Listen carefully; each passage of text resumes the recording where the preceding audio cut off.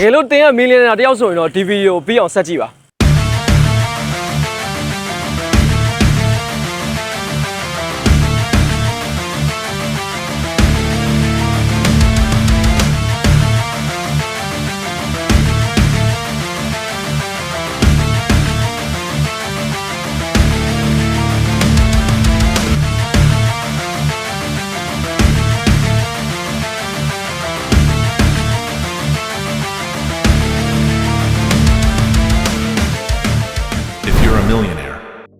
တင်းကမီလီယံနာတယောက်ဆိုရင်ဒီဗီဒီယိုအဆုံးထိကြည့်ဖို့အတွက်ကို recommend ပေးပါတယ်။ဘာဖြစ်လို့လဲဆိုတော့ဒီအိမ်ကမြန်မာငွေ3,9,500နဲ့ဈေးခေါ်ထားတယ်။ location ရဆိုရင်မြောက်တော့ကုန်း38ရပ်ကွက်မှာရှိတယ်။နော်ဗီတာလမ်းပေါ်မှာရှိတယ်။အဲဆိုရင်တော့အိမ်ထဲမှာဘာတွေရှိလဲဆိုတာကိုကျွန်တော်နဲ့အတူတူလိုက်ကြည့်လိုက်အောင်။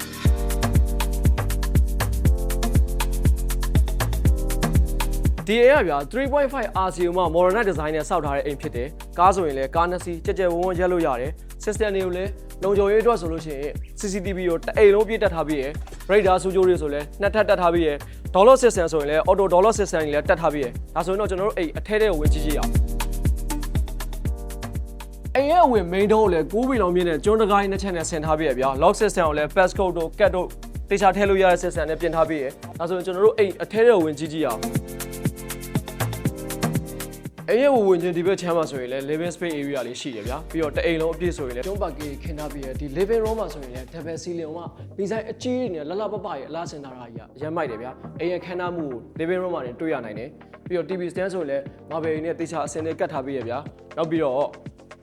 ဒီ air con တွေဆိုလည်း stand type တွေကိုတေချာသုံးထားပြီးတယ်ခန်းစည်းတွေ light guide ဆိုလည်းနှစ်ထပ်ကိုမှတေချာသုံးထားပြီးရဗျာဒါဆိုရင်အနောက်ဘက်ခန်းကိုကျွန်တော်ဆက်ပြီးတော့ကြည့်ကြည့်အောင်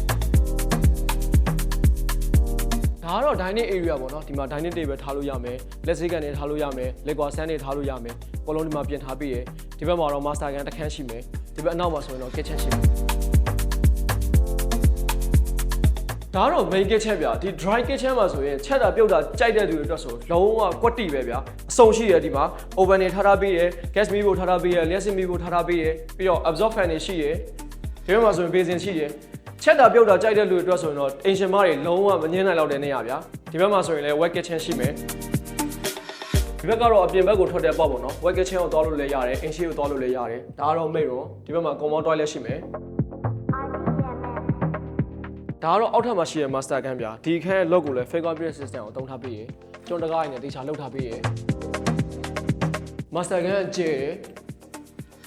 ပြီးတော့ဒီမှာဆိုရင်လည်းအလင်းအောင်ကောင်းကောင်းရောက်ဖို့အတွက် brain box ကြီးကြီးသုံးထားပြီးရဗျာအဲကုန်းကိုလည်း LG သုံးထားပြီးတော့ dual inverter သုံးထားပြီးရဒီချိုးကန်းအိမ်သာတော့ဒီဘက်မှာပေါ့နော်ဒီချိုးကန်းအိမ်သာရဲ့ space ကလည်းကျဲတယ်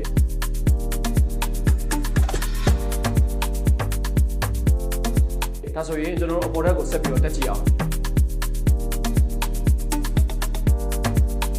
ဒီလေကားရဲ့အောက်ဘက်က space ကိုလည်း common toilet တစ်ခုထပ်ပြီးတော့လုပ်ထားပြီးရဗျာဒီမှာဆိုလည်းတအိမ်လုံးရဲ့ solar system တွေကိုထားပြီးတယ်ဒီမှာ breaker တွေလည်းဒီမှာပဲထားပြီးရ solar battery တွေကိုလည်း light bulb သုံးထားပြီးရကျွန်တော်တို့ပေါ်ထပ်ကိုဆက်ပြီးတော့တက်ကြည့်ကြမယ်လေကားကိုလည်းဗျာကျွန်းပေပြားရည်နဲ့လေကခွင်ကိုကြက်ကြက်လေးလုပ်ထားပြီးရပြီးတော့ဒီမှာလည်းပစ္စည်းအလားဆင်လို့ရတယ်ပန်းနေတော့လောလောဆယ်ဆင်ထားပြီးရပါတော့လေကားတက်မှာလည်းအလင်းအောင်ကောင်းကောင်းရအောင်လို့ brain box ကိုအပြည့်တက်ထားပြီးရဗျာပြီးတော့ခန်းစည်းပါတစ်ခါလေးလုပ်ထားပြီးရဒီပထမထပ်မှာတော့ master ကန်3ခန်းရှိရဒါဆိုရင်ကျွန်တော်ပထမဆုံးခန်းကိုဝင်ကြည့်အောင်ဒီအခန်းကလမ်းရဲ့အရှိတ်ဘက်ချမ်းမှာရှိရတဲ့အတွက် view ကောင်းတယ်ပြီးတော့အလင်းအောင်ကောင်းကောင်းရတယ်လေကိုလေထွက်လည်းကောင်းတယ်ပြီးတော့ဒီမှာ air con တွေဆိုလည်းဗျာတအိမ်လုံးမှာ LG dual inverter ပဲအကုန်လုံးသုံးထားပေးရဗျာအဲ့ဒါလည်းရမ်းမိုက်တယ်ဗျာဒီချိုးကအိမ်သာတော့ဒီဘက်ချမ်းပါပေါ့နော်ဒီချိုးကအိမ်သာရဲ့ space တွေကလည်းကျဲတယ်ပြီးတော့ဒီမှာကျွန်တော်ကြိုက်တာဗျာဒီအခန်းကနေပြီးတော့အောက်ကိုစီးပြီးတော့မြင်နေရတာကိုယ့်အခန်းကနေပြီးတော့အိမ်အောင်ရဲ့ view ကိုမြင်နေရတာလည်းအရမ်းမိုက်တယ်ဗျာနောက်ခန်းကိုယဉ်ကြည့်အောင်ဒီဒုတိယအခန်းမှာကျွန်တော် warm cabinet တွေအပြည့်တက်ထားပြီးရဗျာပြီးတော့ဒီဘက်အချမ်းမှာဆိုရင်လည်း brain box တွေကိုအပြည့်မှန်နေအပြည့်တက်ထားပြီးရခန်းစည်းလိုက်ကားတွေတစ်ခါတည်းတက်ထားပြီးရပြီးတော့ air con တွေဆိုလည်းတေချာဆင်ထားပြီးရဒီချိုးကန်းအိမ်သာကတော့ဒီဘက်ချမ်းမှာအိမ်ရဲ့ security မြင့်ချက်ကြီးရဗျာဒီတကားတိုင်းမှာ fingerprint system တွေတက်ထားပြီးရဗျာတိမ်လုံးလည်း CCTV တက်ထားပြီးရ blade စူးကြိုးတွေလည်းတေချာကာထားတယ်အဲ့ဒါကိုမှ fingerprint system တွေပါတက်ထားသေးတယ်ဒါဆိုရင်တော့ကျွန်တော်အကြိုက်ဆုံးဒီအိမ်ရဲ့ main master ခန်းကြီးကိုတက်ကြည့်အောင်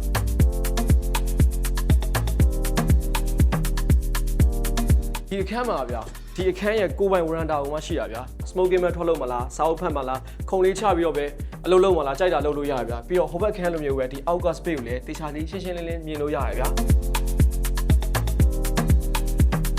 ဒီဘက် space မှာဆိုရင်ကတင်ထားလို့ရမယ်ဗျာ queen size 8ရာဒီအကြီးထားလို့ရတယ်ဒီမှာဆိုရင်ဗျာအလင်းအောင်ကောင်းကောင်းရအောင်လို့တိအပြည့်တက်ထားပြီးရခန်းစီလိုက်ကရအပြည့်ပိတ်ထားပြီးရဒီဘက်အနောက်မှာဆိုရင်လည်း video တွေတစ်ခါတည်းထားပြီးရဗျာဒီဘက် space မှာဆိုရင်လည်း wall mount capital တွေထားထားပြီးရဗျာ Pentagon မှအကြီးတက်ထားပြီးရဒီဘက်မှာဆိုရင်လည်းပစ္စည်း Asian မှာအကြိုက် LV တို့ Gucci တို့ Man ပေါင်ထဲမှာတစ်ခါတည်းထည့်လို့ရတယ် jewelry box တွေလည်းအစင်းနဲ့ထားထားပေးပြီးသားပဲဒီဘက်ချမ်းမှာလည်းဝရန်တာတစ်ခုရှိသေးတယ်ဒီဘက်ကတော့ရေချိုးကန်နဲ့တွိုင်းလဲဒီအိမ်ရဲ့ main master bedroom ဆိုတဲ့အတိုင်းပဲဗျာ bed တွေလည်းတေချာဆင်ထားပြီးရရေချိုးကန်အိမ်သားရဲ့ space ကလည်းအကျယ်ကြီးပဲအလင်းအောင်လေးလည်းတေချာလောက်ထားပြီးရဗျာဒီအပေါ်ဆုံးထပ်မှာတော့ master ကန်နှစ်ခန်းရှိမယ်ဖျားကန်တစ်ခန်းရှိမယ်ဗျာဒီ space ကတော့ဖျားကန်ပေါ့နော်တက်ချင်းပါပဲတက်ချင်းမှာတော့ဒါကဖျားကန်ပေါ့နော်မီးဆိုင်တွေကိုလည်းတေချာပြင်ထားပြီးရခန်းစီလိုက်ကားတွေအလင်းအောင်ရဖို့လည်းဒီဘက်ကောနှစ်ဖက်လုံးတေချာဖောက်ထားပြီးရဒီဘက်မှာတော့ master ကန်နှစ်ခန်းရှိမယ်ဗျာဒီဘက်ကလည်း master ကန်ပဲလိုက်ကားတွေလည်းတက်ထားပေးပြီးသားပဲရေချိုးကန်အိမ်သားကတော့ဒီဘက်ချမ်းမှာဒီဘက်မှာတော့ warranty လေးပါမယ်ပေါ့နော်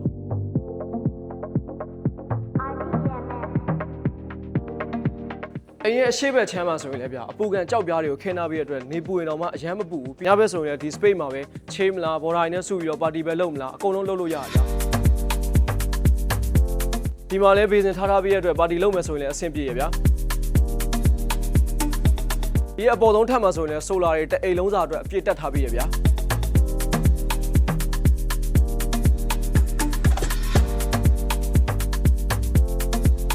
ကျွန်တော်အခုပြခဲ့တဲ့အရန်မိုက်တဲ့အိမ်ပေ40 60ပေါ်မှာစောက်ထားတဲ့မီလီယံတန်တဲ့အိမ်ကြီးကိုစိတ်ဝင်စားလို့ဝယ်ချင်တယ်ဆိုရင်တော့ကျွန်တော်တို့ရဲ့ page chat box ကိုလာခဲ့လို့ရတယ်ဖုန်းနံပါတ်50 820 9နှစ်ကိုဆက်သွယ်လို့လည်းရတယ်ဒါဆိုရင်တော့ကျွန်တော်တို့နောက်ဗီဒီယိုတွေမှာပြန်တွေ့ကြမယ်